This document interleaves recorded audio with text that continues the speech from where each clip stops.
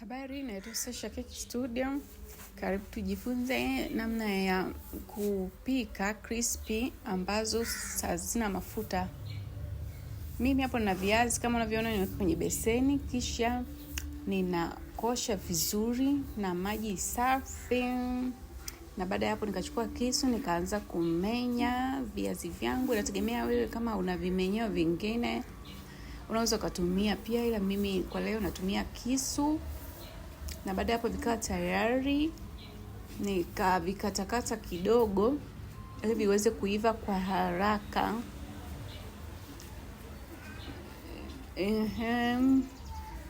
Na baada ya kukatakata viazi vyangu nikaviweka kwenye sufuria, kisha nikaweka maji na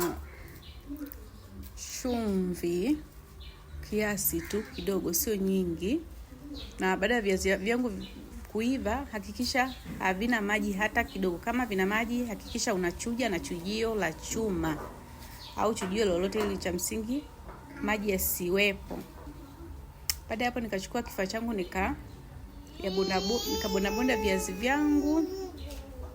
Kisha nikachukua tray nikaipaka asali au blue band, na kisha nikaanza kuumba au kushepu mabonge mpaka yakawa hivi. Na baadaye nikachukua kijiko changu kikubwa nikaanza tena kusambaza kwa kudesign kama hivi. Nategemea nawe kama unataka kudesign vipi. Mimi nikaamua kudesign hivyo kwa mduara.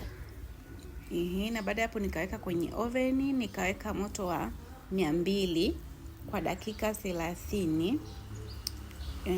Na baada ya hapo crispy zangu wengine wanaita clips, mimi zikaiva kama hapo, zipo crunchy, nzuri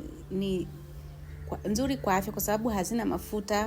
Anaweza kutumia mtu yoyote hata kama ana kisukari, kwa sababu hamna kitu anachoongeza hapo, kama kiburudisho tu. Kama hivyo ni tayari, nzuri sana, ni tamu hatari. Kajaribu na wewe kupika. Kwa heri, usahau like, share na kusubscribe. Bye bye.